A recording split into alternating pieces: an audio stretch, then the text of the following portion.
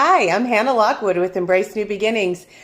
I feel like this subject matter is going to be a little deeper, and I just want to put that out there that if certain subject matters are really sensitive to you, that maybe just take that in precaution before you proceed forward.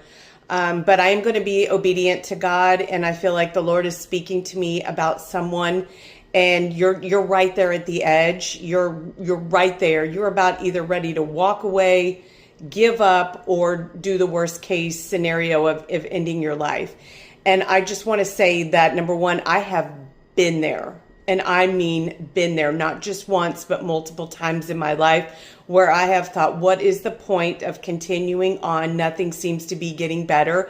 And it would be better if I wasn't here for not only myself, but other people involved. And I just want to give you some encouragement and strengthen you, and maybe give a suggestion that I do that really helps me, because in that moment when it feels extremely overwhelming and then it's never going to get any better and there's nothing good on the other side, there's not even another side, but this is what I do. And so I just want to tell you that I pick a date and I say, okay, this is really terrible and I want to do this, but I'm going to give myself 30 days. Sometimes it's 60 days, sometimes it's 90 days.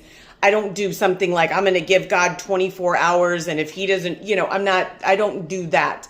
I give something that's pliable and workable, and I can do something with that. And it's enough space and time and openness for God to come in and actually make a difference. So normally what I do is I pick 30 days. And I say, okay, if in 30 days I still feel this exact same way, then I'm going to do this. And I know you're thinking, oh my gosh, this is a Christian. What would you be saying? You know what? I'm a real Christian. I'm an authentic Christian.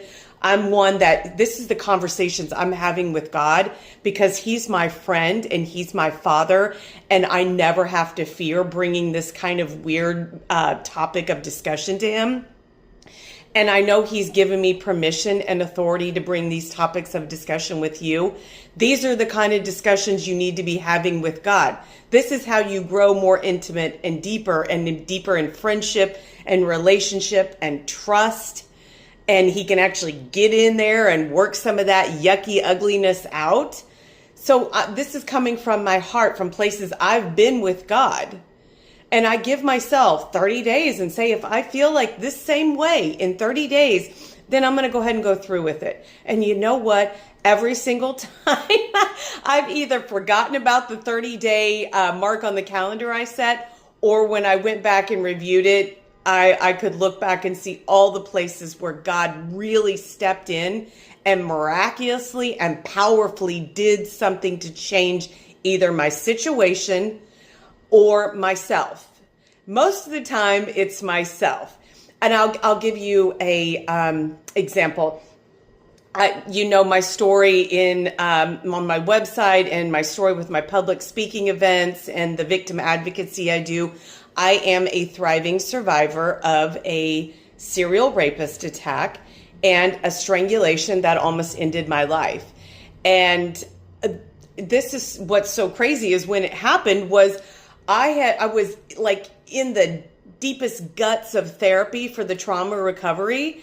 And I was at the very end of the trial. And it should have been a time when I'm thinking like, man, I'm making all this progress and things are moving forward and I'm almost done with this and I can really move on with my life and shut some doors on this stuff. And I found my place in my apartment, in my bathroom.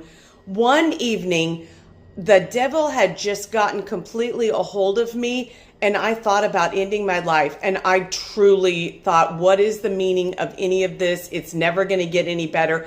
I can't live with this. This is too much, too overwhelming. I feel so alone. I feel like no one understands me. No one gets what I'm going through, and everybody's like either talking about me or looking down on me or pitying me or whatever it was. And I had remembered, because I didn't tell you this part in my website, that when I had this sexual attack from this serial rapist and this strangulation, it was on the tail end of when I was going through cancer treatment. And like, you're already beat down and busted up and broken up when you're going through that anyway, not just physically from your surgeries and your treatment, but from all the emotional and mental and spiritual turmoil that something like that happens when you go through a traumatic event, an illness, especially cancer. And then this happens on top of that. And I remembered, because I'm a person that I'm just, I live in the city, so everywhere around me, I see all these people addicted to opioids. So I've just been deathly afraid to take them. So even though I was in tremendous pain after these surgeries, I didn't take any pills. And if I did, it was like a couple just to like get through those first couple of days. And it was horrible. But I was more afraid of that than I was, of the others. So I had numbers, because every time they have a surgery, they give you a prescription. So I had all these bottles up in my top of my closet. I always keep like old medicine that I don't use in case there's some kind of apocalyptic event and I'm going to need to be, Nurse Hannah that helps people who are wounded by giving them, antibiotics or pain medication and be able to come save the day. And I tell you what, in that dark moment, I said, I'm going to gather all those bottles up and I'm going to take all those pills all at one time. And I'm just going to fall asleep and never wake up. And I won't be a burden to anybody else. I won't be a burden to myself. And I'll never have to feel this gut-wrenching pain that I couldn't even put into words. And in that moment, I just felt the Holy Spirit grab hold of me. And he just said, pick a date. And I said, okay. I'm going to pick 30 days from now. And God, if I still feel this way, that's it. I'm out of here. I can't live like this anymore. I just can't do it. And what happened? The trial was over. The conviction was received. The sentencing hearing was set. Everybody was praising. And my therapy, I had really made some crazy breakthroughs in there and really surfaced a lot of that pain and fear and unresolved trauma. And, and then by the time I got to the 30 days, I thought to myself, I can't believe I almost did that when I'm in this place right now. I would have missed this. I would have missed what God did for me. I would have missed this great turnaround and this great breakthrough, and I would have missed it. And the world would have missed me, because just like you, I have a voice that matters and I have a story to tell that glorifies God about what he can do in the most impossible and horrific situations and turn them around, and not only just heal me and deliver me, but turn the story around into a message so I can come out and help others as well. And so my thought process is, let me pass this on to other people, because I can be like, oh, the world loves you and blah, blah. And you're thinking, I don't feel loved. I don't feel wanted. I feel alone and lonely. And there's no amount of words I can pull out of the dictionary, formulate in a sentence that can turn that pain around, that depression around, that meaningless feeling, that worthless feeling in you. But what I can do is invite you in to say, hey, God, I can't handle this and it's so overwhelming and I want to end it. So I'm going to invite you in right now. Do whatever you can do. Do what only you can do. And I'm going to give you a calendar date of 30 days. And I'm just going to see what you can accomplish in that 30 days, 60 days, 90 days. Like I said, give him some open space to really do some stuff. Yes, he can do a miraculous turnaround in 1.2 seconds, but God most often works over time. So give him that space. Pick a date, whatever that is for you, 30, 60, 90 days, 180 days, a year, whatever you think you can tolerate. If you're really at that place where you're like, dude, I can't even go on, then pick a week. Pick a week, pick 7 days. And say, God, I'm at the end of it. If you don't step in right now, I can't keep going on.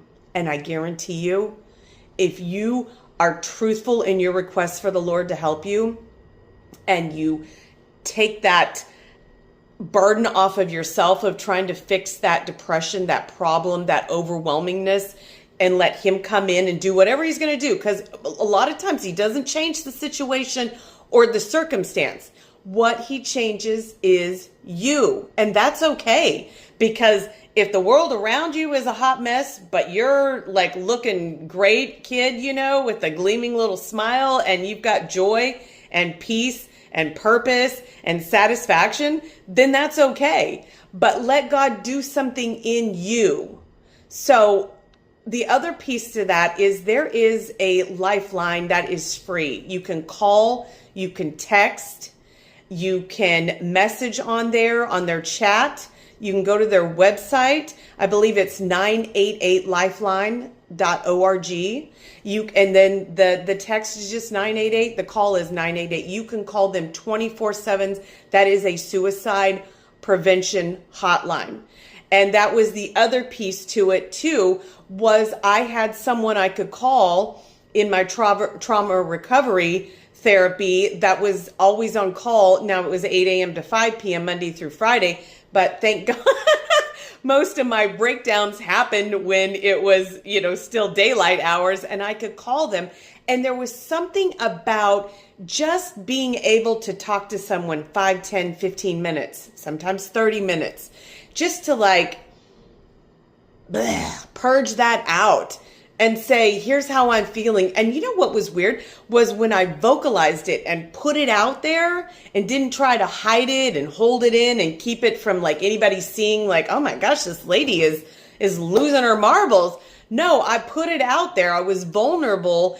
And I tell you what, just doing that reset my whole nervous system and allowed me to say, okay, I think I can go another hour. I think I can go another day. And it really helped me be able to accommodate that 30-day, let's see where I'm at in 30 days. So if you need someone to talk to, you can email me, you can message me. We can set up, if you're in my area, I can meet you in person. If not, I can do, an online meeting free, or talk over the phone, whatever you need. If you just need somebody to just say hey, I know you've been there. I know you know exactly how I'm feeling right now, and you're not going to judge me, and you're going to just sit there and be with me in that moment and just allow me to express my emotions and my feelings and my thoughts. And that I'm about ready to give up, give in, walk away, or end my life. I'm okay with that. I'm here for you. You can do that with God as well too. You don't need anybody around you to have these same conversations with God. But if you can't get a hold of somebody fast enough that you trust, call that 988, text that 988, get on their website, do whatever you got to do, because your life matters. Your life is so important. God wouldn't go through all this trouble to create all the unique little features externally, internally, and give you this amazing personality that you think everybody hates or thinks is weird. And God thinks, I love this gal. I love this guy. And he's up there just, thinking you're the apple of his eye. That's what I'm talking about is important. Not how the world views you, or if you've got this degree or that degree or accomplished this, or all your friends are way out ahead of you, but you're back here. None of that matters. Your life matters. Your joy matters. Your peace matters. You loving yourself and feeling like you have a place and a purpose matters. So do whatever you got to do to keep that stable and solid. I encourage you, and I just want to pray over you. Father God, these are your children, and they are in desperate need of healing and deliverance from all the evil of this world that tries to tell them they are not worth anything, they don't have a place, and they shouldn't take up any space, and that they're not supposed to enjoy their life. Those are all lies from the enemy.